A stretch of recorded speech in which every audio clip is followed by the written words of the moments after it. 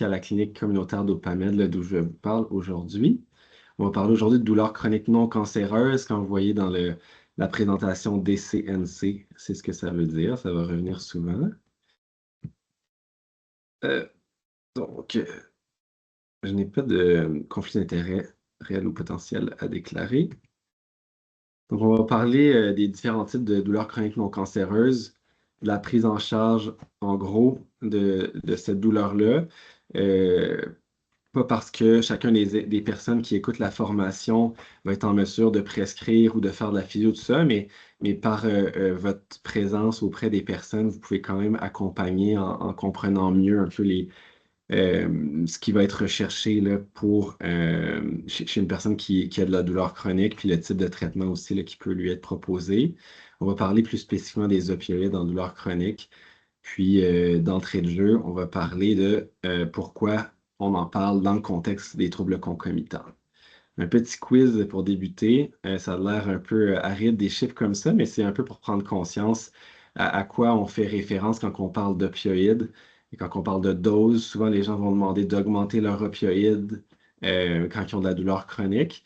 Donc, c'est quoi la dose maximum qui est recommandée? Parce qu'il y en a une en équivalent morphine par voie orale en douleur chronique non cancéreuse. Est-ce que c'est idéalement 80 mg ou moins par jour, jamais plus de 150? Ou idéalement 120 mg ou moins par jour, jamais plus de 250? Ou encore idéalement 180 mg ou moins par jour, ou jamais plus de 300 mg?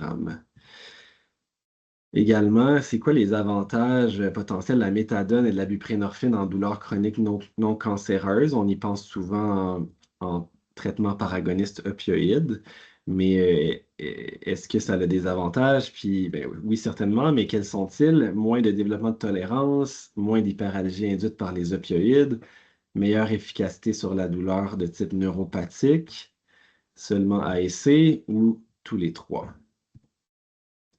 Donc, qu'est-ce que la douleur chronique? C'est une douleur qui est comme un type de douleur qui présente fréquemment. Il n'y a pas une seule définition, là, mais c'est souvent fréquemment à tous les jours ou en tout cas, ça revient vraiment souvent. C'est pas présent nécessairement constamment, dans certains cas oui, dans certains cas non, mais qui est présente depuis au moins 3 mois, d'où l'aspect chronique de la chose.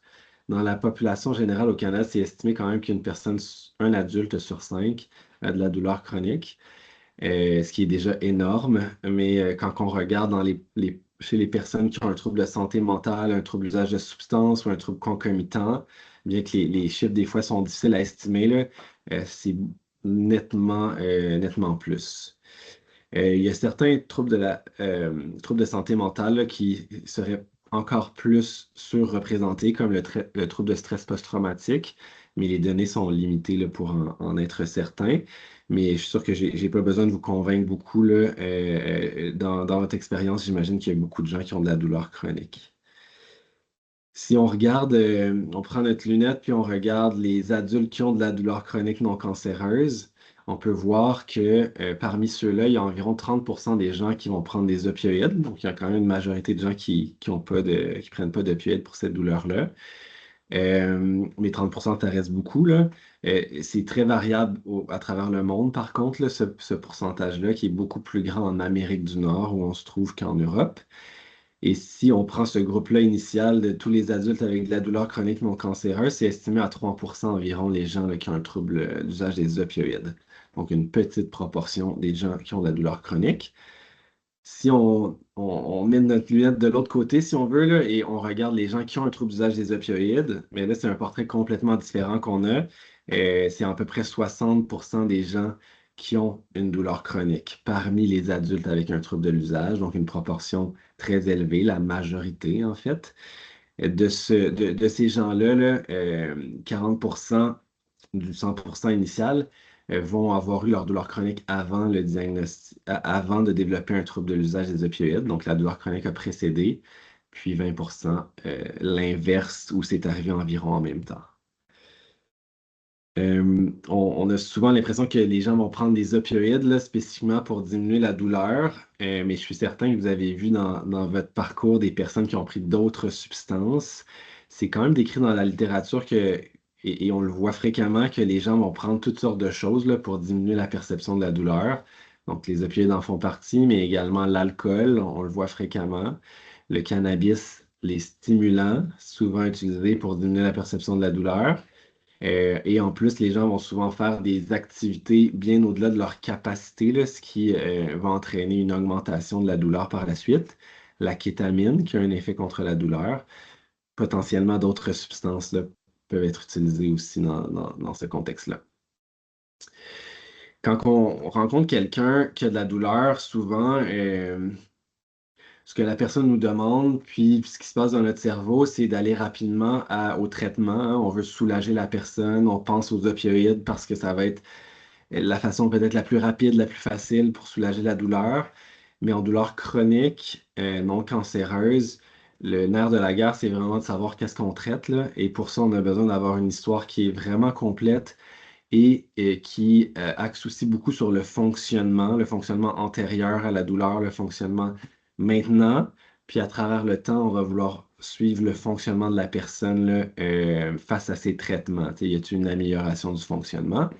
On va vouloir faire un examen physique qui est complet là, pour comprendre d'où vient la douleur, ce qui la provoque, des investigations, puis des fois des interventions diagnostiques. Donc, tout ce que je parle dans la présentation, c'est en très, très, très grande majorité, là, ça se passe en première ligne. On pense souvent aux cliniques de douleur quand on parle de traitement de la douleur, mais les cliniques de douleur voient une infime portion là, des personnes qui présentent de la clinique de la douleur chronique non cancéreuse. On a vu que les chiffres sont élevés dans la population, sont super importantes, là, les cliniques de douleur, mais ce que je vais présenter dans la majorité des cas, là, ça se passe plutôt en première ligne. Il y a différents types pardon, de douleurs chroniques non cancéreuses. Il y a des douleurs nociceptives au niveau somatique, là, plus au niveau du système musculo-squelettique. Des douleurs nociceptives aussi au niveau viscéral. Donc là, on a des organes qui sont atteints. Des douleurs neuropathiques, c'est les nerfs, soit au niveau périphérique ou au niveau central, c'est-à-dire au niveau du cerveau, de la moelle épinière. Des douleurs nociplastiques, là, qui sont une sensibilisation centrale. Puis, fréquemment, on va retrouver un processus douloureux là, qui va causer différents types de symptômes, différents types de douleurs.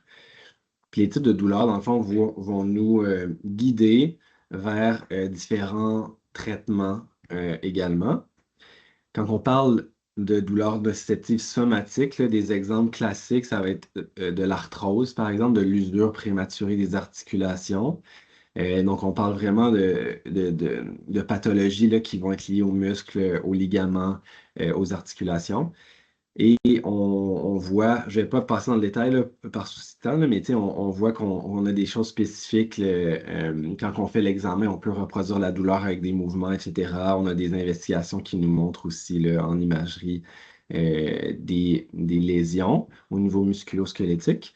Puis dans les traitements, mais il y a beaucoup la physiothérapie, il y a des chirurgies des fois. Puis au niveau des médicaments, il y a l'acétaminophène, les anti-inflammatoires, puis il y a aussi un antidépresseur, la duloxétine, qui est indiqué pour certains types de douleurs nocipatives somatiques comme l'arthrose du genou ou la lombalgie chronique. Dans les douleurs nocipatives inflammatoires, c'est tout ce qui est arthrite, comme la polyarthrite rhumatoïde. Et dans les différences, c'est qu'on va avoir beaucoup plus de raideur là, le matin ou après une période prolongée d'arrêt, d'activité. Puis ça va souvent s'accompagner par d'autres symptômes là, au niveau systémique. Puis on va avoir des marqueurs là, biologiques qui vont nous montrer de l'inflammation. Dans les traitements, il y a des choses qui se ressemblent. En physiothérapie, acétaminophène anti-inflammatoire. On va aussi souvent utiliser on pourrait l'utiliser aussi dans les douleurs qu'on vient de voir avant, là. Mais on utilise plus souvent des infiltrations dans ce cas-ci. Et également, je ne l'ai pas nommé ici, là, mais en spécialité en rhumato, surtout, ils vont prescrire des médicaments plus modulateurs de l'inflammation, là, des médicaments biologiques. Dans la douleur nociceptive viscérale, c'est vraiment lié à quelque chose qui se passe dans un organe. Généralement, on ne sera pas capable de mettre en évidence quelque chose là, sur la peau, à l'examen, etc. Mais on va pouvoir voir par différents tests d'investigation là, des lésions là, au niveau d'un organe. Euh, c'est souvent des douleurs qui sont difficiles à caractériser par les personnes, qu'on a de la misère à savoir exactement c'est où. Des exemples de ça sont des pancréatites chroniques, par exemple, chez les gens qui font des pancréatites liées à l'alcool à répétition, mais aussi comme de l'endométriose ou des cystites là, toxiques à la kétamine, par exemple. Là, ce sont des exemples. Dans les traitements, on retrouve encore l'acétaminophène, les anti-inflammatoires, de la physio, et on pourrait le retrouver dans les autres types de douleurs, mais il y a une place plus importante ici là, de la psychothérapie là, spécialisée en douleur. Pour la douleur neuropathique, elle peut être périphérique ou centrale, comme je disais plus tôt. Il y a des caractéristiques assez spécifiques là, de ce type de douleur-là. Les gens vont rapporter mettons, des engourdissements, des chocs électriques, des sensations de brûlure. Ils vont rapporter souvent des pics de douleur vraiment intenses durant la journée, puis des moments où c'est mieux. Et quelque chose qui est fréquemment rapporté aussi, c'est de l'allodynie, là, c'est-à-dire on fait seulement toucher la peau, c'est supposé être doux, là, agréable à la limite, mais la personne va vraiment le ressentir comme quelque chose de douloureux, de désagréable. Et on peut retrouver aux investigations, là, par exemple, à la résonance magnétique, un nerf qui est coincé à à l'EMG, l'électromyogramme, là, une lésion d'un nerf. Dans les exemples, on pourrait avoir une polyneuropathie périphérique secondaire à l'alcool, par exemple, ou des lésions après un AVC. Dans les traitements, on retrouve encore de la physiothérapie, mais aussi d'autres types de traitements. C'est ici que je dirais qu'on utilise plus de médicaments qui sont un peu différents, comme on retrouve encore la duloxétine qu'on voyait tout à l'heure, qui est dans la même famille que la venlafaxine, un antidépresseur. D'autres types d'antidépresseurs, les tricycliques, peuvent avoir une action sur ce type de douleur-là. Aussi les gabapentinoïdes, des crèmes. Et parmi les opioïdes là, qu'on a peu discuté jusqu'à maintenant, là, la méthadone a le plus de données dans ce type de douleur-là. Il existe un algorithme du ministère spécifique pour la douleur neuropathique qui a été publié en 2021. Là, ça prend la forme d'un document PDF avec des sections, des algorithmes, tout ça. C'est quand même assez complet et facile à consulter en ligne. Là. Vous faites juste le chercher MSSS, douleur neuropathique. Sinon, il y a la douleur nociplastique ou la sensibilisation centrale. Ça, c'est un type de douleur qui est vraiment plus diffus. Généralement, les gens vont rapporter plusieurs points douloureux à travers le corps et associés à d'autres symptômes comme la fatigue, les troubles du sommeil, des fois des troubles au niveau de la concentration. Généralement, on va avoir de la difficulté avec la gestion des stimuli aussi, comme le bruit ou la lumière. Pas toujours le cas, là, mais c'est souvent associé. Il va y avoir une sensibilité qui est un peu diffuse à différents endroits. L'allodynie qu'on parlait tout à l'heure en douleur neuropathique est possible. Par contre, au niveau des examens, que ce soit l'examen physique ou les investigations par imagerie ou par test sanguin, mais on ne trouve rien de spécifique. Dans les exemples, ça ne veut pas dire qu'il n'y a rien, là, ceci dit, tu sais, à l'examen physique, il peut y avoir des points douloureux spécifiques, etc. Mais on ne trouve pas de lésions spécifiques là, au niveau du système nerveux central, des organes ou du système musculo-squelettique. Donc, dans les exemples, il y a la fibromyalgie, puis il y a différentes sortes de sensibilisation centrale associées à des douleurs chroniques. Donc, une douleur chronique là, qui est importante, qui dure dans le temps, peut amener de la sensibilisation centrale secondairement. On pense par exemple aux maux de tête là, chroniques qui peuvent faire ça. Donc, ce type de douleur-là, dans les traitements, il y a beaucoup de psychoéducation, de psychothérapie, d'autogestion, d'exercice, continuer à bouger. Puis, il y a aussi certains types de médicaments qu'on utilise comme les antidépresseurs tricycliques, la duloxétine encore une fois, et les gabapentinoïdes. Il y a un algorithme de prise en charge du ministère aussi là, pour aller plus loin, également de 2021, qui est spécifiquement sur la fibromyalgie. Donc, vous avez vu qu'on a peu parlé d'opioïdes. Là. Le seul moment que je l'ai mentionné, c'était pour la douleur neuropathique, où on parlait spécifiquement comme méthadone, peut-être buprenorphine. Mais en fait, c'est qu'en douleur chronique, c'est jamais en première intention, là, les opioïdes. C'est à considérer seulement dans certaines circonstances lors d'échecs au traitement usuel qu'on a mentionné. Puis il y a certaines personnes chez qui c'est plus déconseillé. Donc, il y a un outil qui est parfois utilisé qui s'appelle le Opioid Risk Tool, qui indique certains facteurs de risque de développer un mésusage ou un trouble d'usage des opioïdes lorsqu'on les utilise ou simplement que ça soit plus à risque ou moins efficace, là, les opioïdes. Donc, il y a une tranche d'âge, vous le voyez, des antécédents familiaux au niveau des troubles d'usage et des antécédents personnels. C'est un outil statistique, là, fait que, au niveau de l'abus sexuel dans l'enfance, ça a été euh, rapporté au niveau des femmes dans cet outil-là seulement. Et au niveau des troubles de santé mentale, il y en a certains là, qui ont été rapportés là, être associés avec des risques plus grands quand ils avaient fait développer cet outil-là, qui date quand même là, 2005. Donc, dans un traitement de la douleur chronique, ce qu'on vise, c'est pas simplement la douleur elle-même, hein. On pense souvent à ah, t'as mal combien sur 10, puis on essaie de diminuer ça avec nos traitements, etc. Et c'est pas que c'est pas important. Je pense que c'est bon de suivre ça, mais c'est vraiment l'amélioration du fonctionnement de la qualité de vie. Fait que, tu sais, pour tous les intervenants qui sont moins associés à un environnement médical de traitement de la douleur, il y a comme cette objectivation-là, ces yeux-là des personnes, puis pour les proches, évidemment, là, qui aident aussi, là, de voir est-ce que la personne est finalement capable de plus faire ses affaires dans sa vie depuis qu'on a changé ce traitement-là ou pas. Et dans le fond, pour chaque intervention, on essaie de se donner une période de temps d'environ 2 mois là, pour voir est-ce que ça a changé quelque chose, puis éviter d'accumuler les interventions ou les médicaments qui ne seraient pas efficaces. C'est quelque chose qu'on voit fréquemment là, en douleur chronique, là, les gens qui se retrouvent avec des, des, des profils de pharmacie vraiment, vraiment importants, sans savoir qu'est-ce qui fonctionne pas, qu'est-ce qui cause des effets secondaires. Donc, on a des lignes directrices canadiennes là, pour les opioïdes en douleur chronique non cancéreuse qui sont faits là, par un groupe de l'Université McMaster qui ont été révisées en 2025. Je vous fais un résumé de certaines des recommandations là, qui traitent de choses qui nous intéressent. Donc, comme je disais, on ne veut pas donner des opioïdes d'emblée, là. C'est vraiment pour ceux que les traitements n'ont pas été efficaces. Donc, ça, c'est la recommandation 1. Au niveau de la recommandation 2, c'est si on a eu un trouble de consommation actuel ou passé, ben eux, ils ne recommandent pas là, ou des troubles au niveau de la santé mentale actuelle et passée, même si ça ne fonctionne pas les autres traitements et que la douleur persiste. Euh,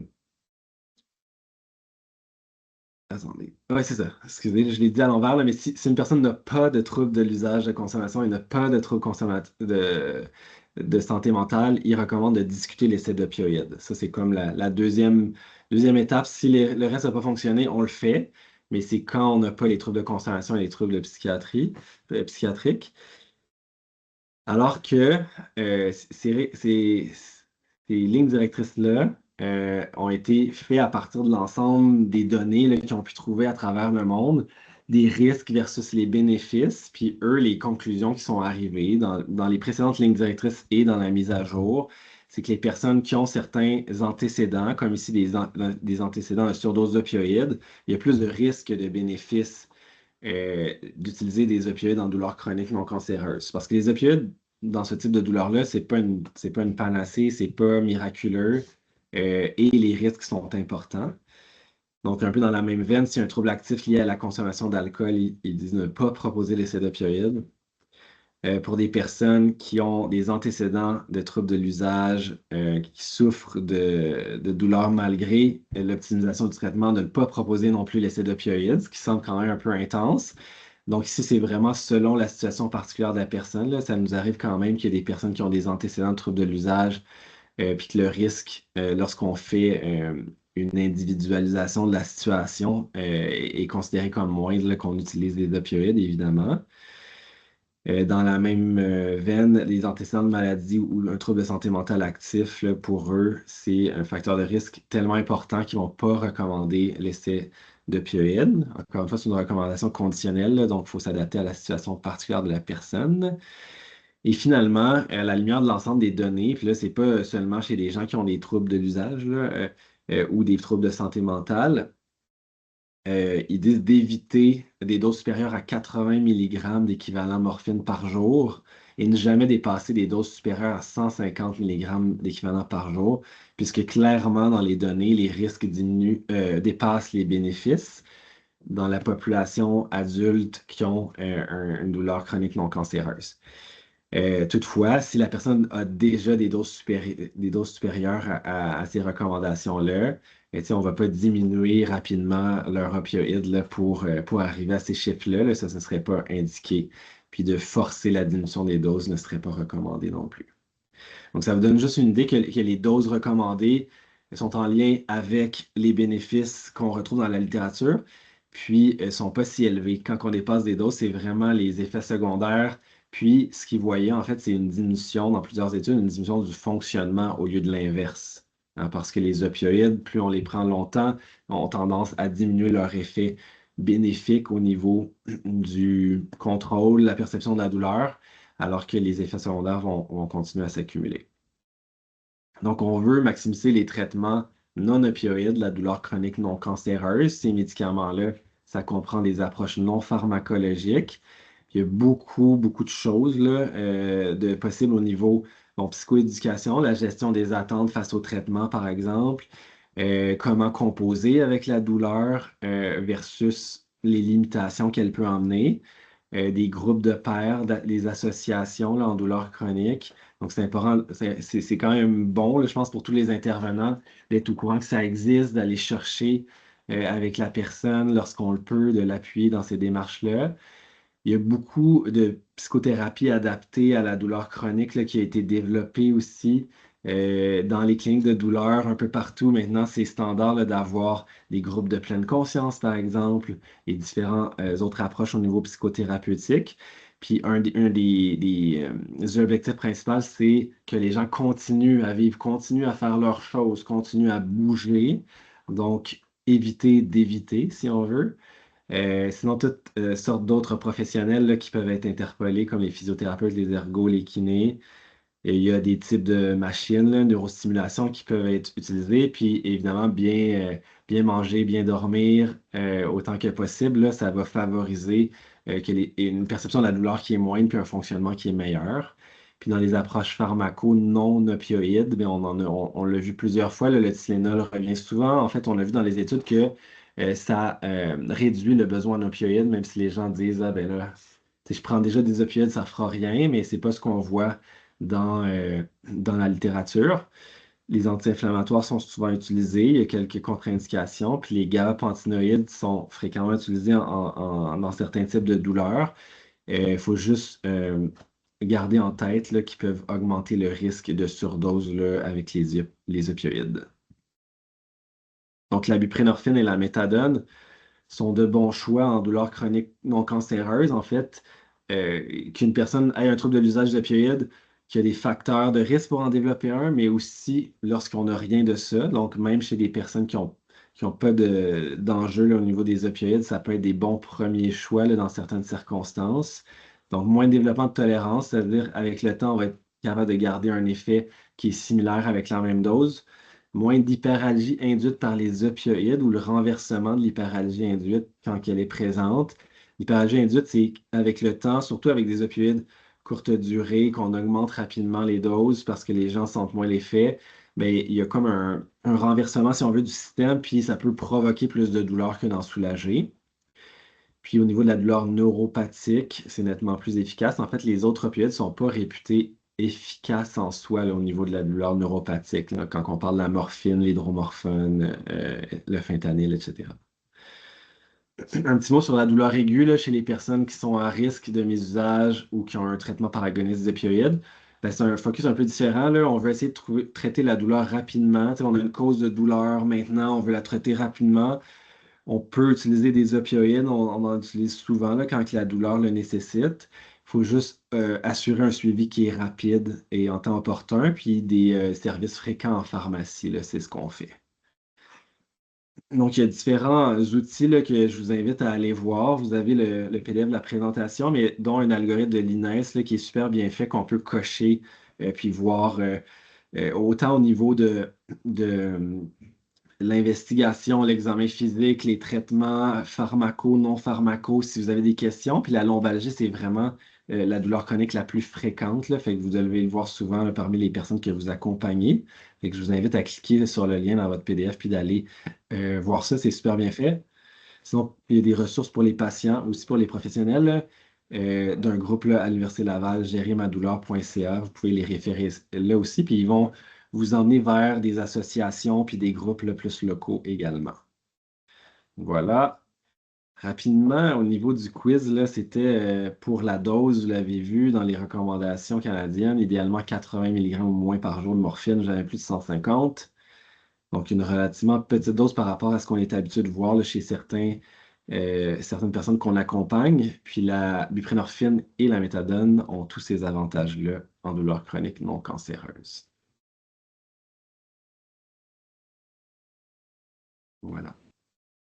Merci beaucoup, Christophe. Oui, je pensais qu'il y avait une main levée. Donc, questions, commentaires, si vous en avez, on a encore